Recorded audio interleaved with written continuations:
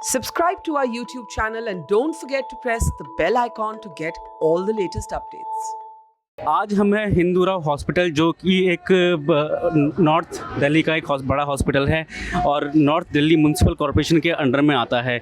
यहाँ के डॉक्टर्स आप देख सकते हैं कि स्ट्राइक पे हैं काफ़ी दिनों से और आज एक प्रोटेस्ट और चल रहा है। तो हम इनसे बात करने की कोशिश करेंगे कि क्या इनकी डिमांड्स हैं और किस तरह का प्रोटेस्ट ये है। मैम, आप थोड़ा बताएंगे कि किस तरह का प्रोटेस्ट है और क्या डिमांड्स हैं अभी आपकी? हमारी सिर्फ सिंपल सी डिमांड्स है दो।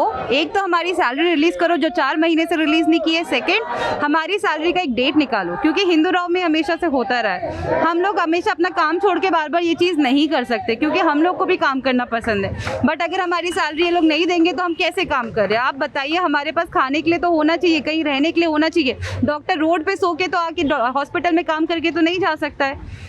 हर ह्यूमन को खाना है, हर ह्यूमन को खर्चा चलाना है। ऐसा नहीं कि हम एक्स्ट्रा मांग रहे हैं, हम बोनस मांग रहे हैं, हम अपना बेसिक राइट के लिए खर्चा मांग रहे हैं। तो हमारी सैलरी प्लीज़ अब क्लियर कर दीजिए। आप बता सकते हैं कितने डॉक्टर्स और मतलब कौन लोग अभी हड़ताल पे हैं या फिर पेन डाउन है वर्क? हमारे जो पूरे रेसिडेंट डॉक्टर्स हैं हम सभी हड़ताल में हैं और हमारे सीनियर कंसल्टेंट्स वो ड्यूटीज़ पे हैं। तो आप ये कब तक जारी रखेंगे? जब तक हमारा कोई सुनेगा नहीं, हमें कोई आश्वासन नहीं देता, हमारी सैलरी क्लियर नहीं होती, तब तक ये चालू रहेगा। मतलब आपकी एनडीएमसी या फिर दिल्ली सरकार और या फिर आप कहीं सेंट्रल गवर्नमेंट किसी से बात हुई, मतलब आपके फंड्स को रिलीज करने के लिए? अगर आप कहते हैं कि फंड्स रिलीज करिए तो क्या वहाँ से जवाब आता है? मतलब किसी हमारा अभी तक यही चल रहा है कि कोई हमारी बात सुन ही नहीं रहा है। अभी तक कोई एड्रेस कर देता हमें आगे तो शायद इतनी लंबा प्रोटेस्ट चलता ही नहीं। तो हम होप कर रहे हैं कि कोई हमारी बात सुने और हमारे फंड्स क्लियर करे।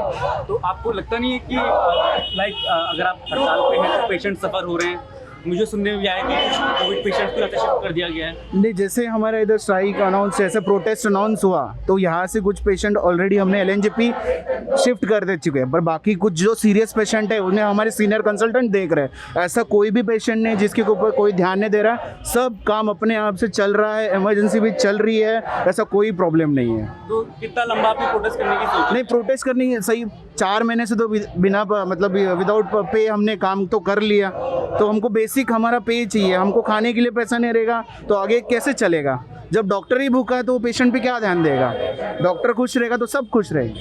लगभग कितने लोग काम नहीं कर रहे हैं डॉक्टर? ये अराउंड हमारा स्ट्रेंथ अराउंड 200 लोग का है जो डॉक्टर्स है, और बाकी जो हेल्थ केयर वर्कर्स है बाकी वो अराउंड मतलब आप पकड़ के चलिए 500 से 600 लोग काम नहीं कर रहे हैं। थोड़ा सा आपको लगता है नहीं कि अगर हम प्रोटेस्ट करें तो पेशेंट्स के बारे में उनको कौन देखेगा? नहीं, सबके ये कोई ना कोई डेफिनेटली है, ऐसा नहीं है। प्रोटेस्ट के साथ साथ हर कोई डॉक्टर ऐसा है, कोई ना कोई है जो पेशेंट की रिस्पॉन्सिबिलिटी लिए हुआ है। Patient is not left unattended. आप कुछ कह रहे थे?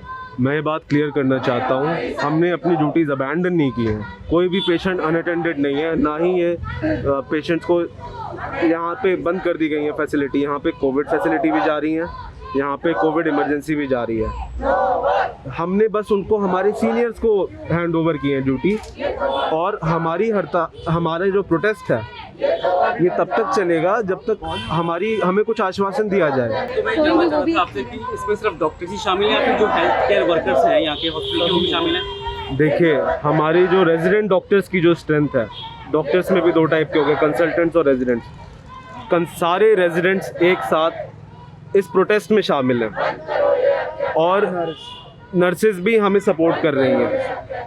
क्या नर्सेज को भी सैलरी वगैरह? जी बिल्कुल, एमसीडी के हर एम्प्लॉय की सैलरी रुकी हुई है। थिंग इज 4 महीने तक अगर किसी की सैलरी नहीं आएगी तो सबकी सेविंग सूख जाती हैं, और एक अपनी इकोनॉमिक्स होती है दिल्ली में आके काम करने की। किसी के लिए आप अपने घर का किराया तब दे सकते हैं जब आपका वेतन आ रहा हो, आप अपने कार स्कूटर के लोन तब दे सकते हैं जब आपकी सैलरी आ रही हो। उसके बिना कैसे करेंगे? तो अगर गवर्नमेंट नहीं सुनती तो आपका आखिरी विकल्प क्या रहेगा? अगर गवर्नमेंट नहीं सुनती तो हम काम कर ही नहीं सकते, हम यहीं बैठे रहेंगे। तो आप लंबी लड़ाई के लिए तैयार हैं? हम तो चाहते हैं कि हमें आज से काम करने के लिए भेज दिया जाए, हमें कुछ आश्वासन दिया जाए कि कुछ तो रिलीफ दे, पूरी सैलरी भी ना दे, कुछ तो रिलीफ दे दे। 4 महीने में से कम 2 या 3 महीने की सैलरी मिल जानी चाहिए, ताकि जो घर की जो गाड़ी रुकी हुई है, लोगों की जो लाइफ की गाड़ी रुकी हुई है, वो आगे तो बढ़े। 4 महीने या 5 महीने कोई भी बिना सैलरी के काम आप करके सोचिए कि आप काम भी कर रहे हैं, आप पूरे दिन मेहनत कर रहे हैं, लेकिन आपको कुछ नहीं मिल रहा है, आपको रिस्पेक्ट नहीं मिल रही है। कोविड में आप काम कर रहे हैं, आप खुद को इन्फेक्ट कर रहे हैं, आप अपनी फैमिली को इन्फेक्ट कर रहे हैं। आपकी फैमिली के अंदर बड़े बूढ़े भी हैं, बच्चे भी हैं, वो सब इन्फेक्ट होंगे। आपने ये भी सुना होगा कोविड में ड्यूटी करते करते बहुत सारी जगह बहुत सारे डॉक्टर्स चले गए हैं, उनकी फैमिली तक खत्म हो गई है। यहाँ पे हम बिना काम, सारा काम करके बिना पैसे के काम लगातार किए जा रहे हैं और ऐसी पीपीई किट और ऐसी कंडीशंस में काम किए जा रहे हैं। It is not fair at all कि हम फ्री में काम कर रहे हैं। सीधी सी बात ये है कि अगर आज हमें कोविड हो जाता है और हमें यहाँ से कहीं और जाना पड़ता है तो हमें हमारे इलाज के लिए पैसे नहीं है हमारे पास। इन शॉर्ट हमारे खाली 2 ही डिमांड है, हमारी पेंडिंग सैलरी रिलीज कर दो और रेगुलराइजेशन ऑफ सैलरी हो जाए, बस। और कुछ नहीं चाहते, हमको भी सेवा करनी है। तो ये थे डॉक्टर्स जो हिंदूराव हॉस्पिटल में प्रोटेस्ट कर रहे हैं। इनका साफ कहना है कि इनकी सिर्फ 2 डिमांड्स हैं, उनकी सैलरीज़ को रेगुलराइज किया जाए और जो पेंडिंग सैलरी है उसको रिलीज़ किया जाए ताकि इनका घर चल सके। और इस महामारी के दौर में आप देख सकते हैं कि डॉक्टर्स को प्रोटेस्ट करना पड़ रहा है अपनी सैलरी के लिए। तो ये वो भी कह रहे हैं कि ये फेयर नहीं है।